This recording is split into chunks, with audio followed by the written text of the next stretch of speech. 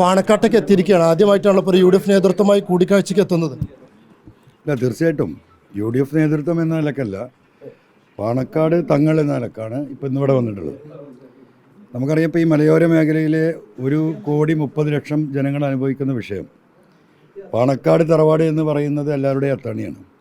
സമൂഹത്തിലെ എല്ലാ വിഷയങ്ങളിലും മനുഷ്യർ പ്രയാസം അനുഭവിക്കുമ്പം, ഒറ്റപ്പെടുമ്പോൾ ഒരു ജനതയുടെ സമൂഹത്തിൻ്റെ മൊത്തം സഹായത്തിനായി കക്ഷി രാഷ്ട്രീയ ജാതി മത വ്യത്യാസമില്ലാതെ തളരുന്നവരെ സഹായിക്കുന്നവരാണ്.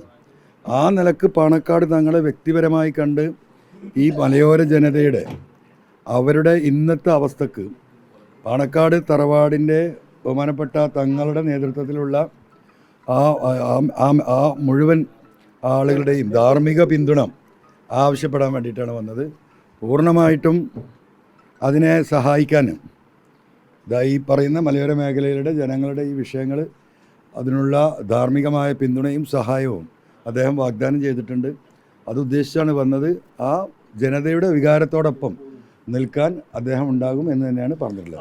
യു ഡി എഫിലേക്കുള്ള ഒരു പ്രവേശനത്തിലുള്ള പിന്തുണ കൂടിയാവും. യു ഡി എഫുമായി ബന്ധപ്പെട്ട ഒരു കാര്യം ഇപ്പോൾ ചർച്ച ചെയ്തിട്ടില്ല. ഞാൻ ജനങ്ങൾ അനുഭവിക്കുന്ന ഈ മലയോര വിഷയങ്ങൾ, വന്യമൃഗശല്യം, ഇപ്പോൾ നിയമസഭയിൽ വരാൻ പോകുന്ന ഈ നിയമ ഭേദഗതി, ആ ഭേദഗതിയെ എതിർത്ത് തോൽപ്പിക്കേണ്ടതുണ്ട്.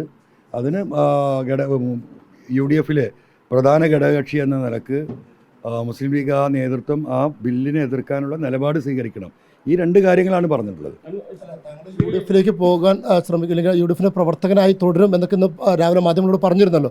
സ്വാഭാവികമായി അത്ര ഘട്ടത്തിൽ ആ നീക്കത്തിലേക്കുള്ള ഒരു പിന്തുണ കൂടി, അതിലൊന്നും ഒരു മാറ്റമില്ല. പിന്തുണ കൂടി ലീഗിൻ്റെ ഭാഗത്തുനിന്നും സാധിക്കും തങ്ങളുടെ ഭാഗത്തുനിന്നൊക്കെ ഉണ്ടാവുന്നു. സ്വാഭാവികമായിട്ടും ഈ നാടിന് നന്മ ആഗ്രഹിക്കുന്ന എല്ലാവരും അത് പിന്തുണയ്ക്കുമല്ലോ. അത് യു ഡി എഫ് നേതൃത്വം ചേർന്ന് തീരുമാനിക്കേണ്ട വിഷയമാണ്. ഇനിയിപ്പോൾ കോൺഗ്രസിൻ്റെ ലീഡേഴ്സിനെ കാണുന്നുണ്ട്, മറ്റു ഘടകകക്ഷികളെ കാണുന്നുണ്ട്, പ്രതിപക്ഷ നേതാവിനെ കാണുന്നുണ്ട്, തിരുമേനിമാരെ കാണുന്നുണ്ട്, കർഷക സംഘടനാ നേതാക്കളെ കാണുന്നുണ്ട്. ഇതിലൊരു കോർഡിനേഷൻ ഈ വിഷയത്തിൽ ഉണ്ടാക്കുക, പിണറായി സർക്കാരിനെ താഴെ ഇറക്കുക, ഈ ഒരൊറ്റ ഉദ്ദേശമേ ഉള്ളൂ. അതാണ് ചർച്ച ചെയ്തിട്ടുള്ളത്.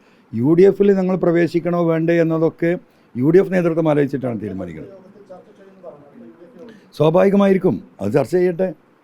അപ്പോൾ ഞാനിപ്പോൾ നിലനിൽക്കുന്ന രാഷ്ട്രീയ സാഹചര്യങ്ങൾ, നിലനിൽക്കുന്ന മലയോര മേഖലയിലെ പ്രശ്നങ്ങൾ, വരാനിരിക്കുന്ന ബില്ലിൻ്റെ അതിൻ്റെ അതുകൊണ്ട് കേരളത്തിലെ ജനതയ്ക്കുണ്ടാകുന്ന ദുരന്തം, ഈ 3 കാര്യങ്ങളാണ് സംസാരിച്ചത്.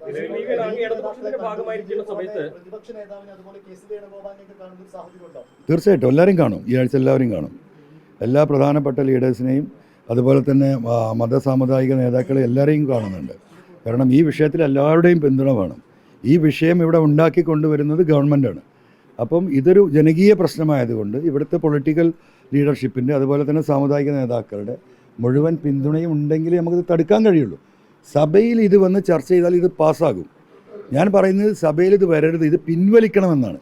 ആ പിൻവലിക്കാനുള്ള നിലപാടുണ്ടാകണമെങ്കിൽ ഇവരൊക്കെ ഒരുമിച്ച് നിൽക്കുകയും ഇതിനെതിരെ ശക്തമായ ജനരോക്ഷമുണ്ടാകുകയും ചെയ്തെങ്കിൽ മാത്രമേ ഒരുപക്ഷെ ഗവൺമെൻറ് അത് പരിഗണിക്കുകയുള്ളൂ.